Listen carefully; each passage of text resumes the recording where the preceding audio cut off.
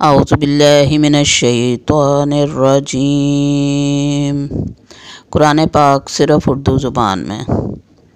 سورہ بقرہ رکوع نمبر 14۔ بسم اللہ الرحمن الرحیم۔ اللہ کے نام سے شروع کرتی ہوں جو بہت مہربان اور نہایت رحم کرنے والا ہے۔ اور یہودی کہتے ہیں کہ نصرانی کسی بات پر نہیں، اور نصرانی کہتے ہیں کہ یہودی کسی بات پر نہیں، حالانکہ وہ کتاب خدا پڑھتے ہیں۔ اسی طرح ان کے قول کی مانند وہ بھی کہتے ہیں جو کوئی علم نہیں رکھتے۔ اب اللہ ہی روز قیامت ان کے درمیان ان باتوں کا جن میں اختلاف کرتے ہیں فیصلہ کرے گا۔ اور اس سے بڑا ظالم کون ہے جو اللہ کی مسجدوں سے روکتا ہے کہ ان میں اس کا نام کا ذکر کیا جائے اور انہیں اجاڑنے کی کوشش کرتا ہے؟ نہیں، انہیں کوئی حق نہیں تھا سوائے اس کے کہ ان میں ڈرتے ہوئے داخل ہوتے۔ ان کے لیے دنیا میں رسوائی ہے اور انہیں آخرت میں بڑا عذاب ہوگا۔ اور مشرق و مغرب اللہ ہی کے ہیں، سو جدھر بھی تم منہ کرو ادھر ہی اللہ کی ذات ہے۔ بے شک اللہ وسعت والا علم والا ہے۔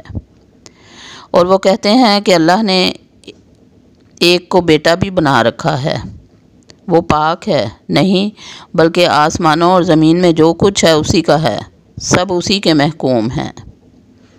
وہ آسمانوں اور زمین کا موجد ہے، اور جب کسی کام کا فیصلہ کر لیتا ہے تو اس سے صرف اتنا کہہ دیتا ہے کہ ہو جا، تو وہ ہو جاتا ہے۔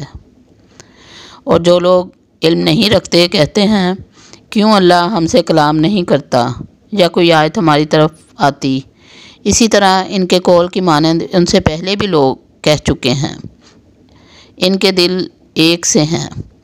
ہم نے ان لوگوں کے لیے جو یقین رکھتے ہیں آیتیں کھول کر بیان کر دی ہیں۔